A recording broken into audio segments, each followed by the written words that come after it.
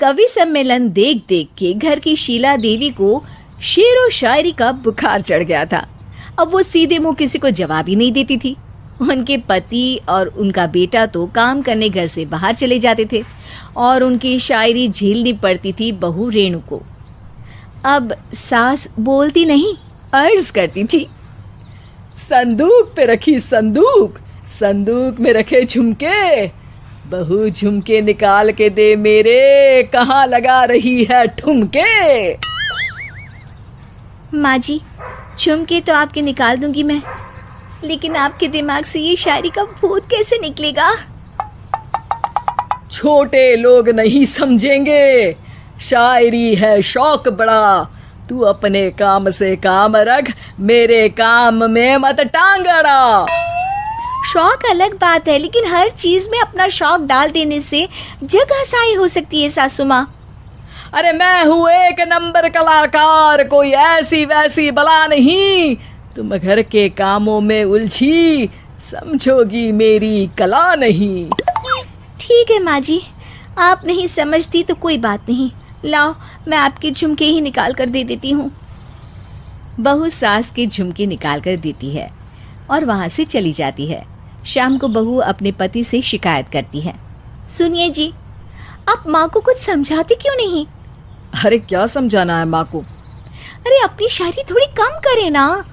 अरे तुमको उनकी शायरी से क्या दिक्कत है? अरे मुझे नहीं, पर पड़ोस में सब लोग हंसते हैं, कहते हैं बुढ़ापे में लोग सठिया जाते हैं, लेकिन शीला जी तो शायर हो गई हैं। अरे लोगों का काम है कहना, लोगों की बातों का क्या टेंशन लेना। अरे वाह, मैंने भी शेर कह दिया, वाह वाह वाह वाह। देख लो, तुमसे किसी ने कहा नहीं और तुम्हारे सामने कोई माँ की बुराई नहीं करता तो तुमको फर्क नहीं पड़ रहा।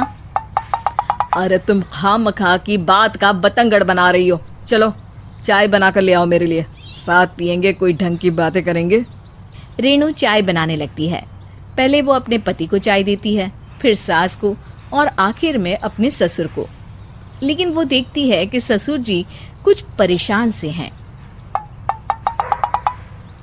क्या हुआ ससुर जी, कोई बात हो गई है क्या?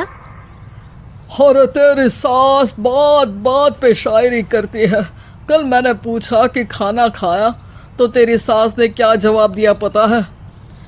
अरे गलती की और आरोपी ने कोड़े खा लिए फटाफट, खाना तो नहीं पर पकोड़े खा लिए झटाझट। अब बता क्या जवाब दूं इस बात का? वो तो सभी से शायरी में ही बात कर रही हैं, मुझे भी समझ में नहीं आता कि क्या करूं मैं। बेटा उसको उसी की भाषा में जवाब देना पड़ेगा। मैं तो आम बातचीत में भी उसके सामने कुछ नहीं बोल पाता, शायरी में क्या बोलूंगा भला। ससुर ने जैसे ही कहा कि उसको उसी की भाषा में जवाब देना पड़ेगा, बहू को ये बात जच गई। अगले ही दिन वो शायरी की कुछ किताबें लेकर आई और शायरी की प्रैक्टिस करने लगी ताकि सास को उन्हीं की भाषा में जवाब दे सके। उसने दिन रात एक कर दिए। एक दिन सब साथ में बैठकर टीवी देख रहे थे, तभी रेणु सबके लिए बिरयानी बनाकर लाती है, लेकिन सास को बिरयानी भाती नहीं। कौवा करता काऊ काऊ, चिड़िया बोलती ची ची, इतना खराब बिरयानी बनाई है कि मुंह से निकले छी छी। बस इसी मौके का तो बहू को इंतजार था, क्योंकि अब बहू सास को उसी की भाषा में जवाब देने के लिए तैयार थी। माँ जी, हमको अपनी ये बेकार शायरी ना सुनाइए, जैसी भी बनी है बिरयानी चुपचाप खाइए। ससुर जी और रेणु के पति ने रेणु का जवाब सुनते ही जोर से ताली बजाई और सास ने जब रेणु का शायराना जवाब सुना तो उनके गले में बिरयानी अटक गई।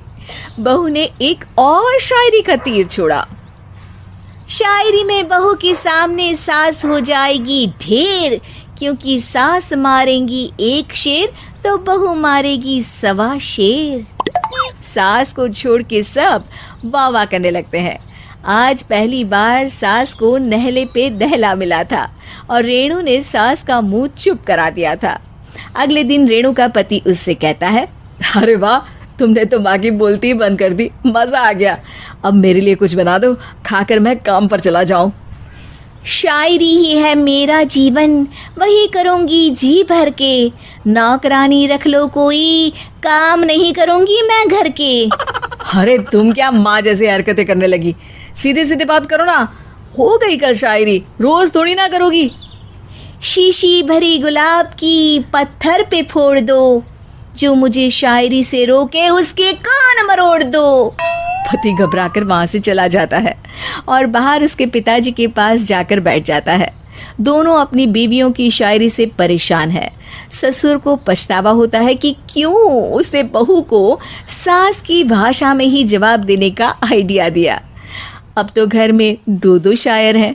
दोनों एक साथ दुखी स्वर में कहते हैं, हम दोनों की ही बीवियां जब से शायर हो गई है, क्या बताएं, जिंदगी एक फटा हुआ टायर हो गई है।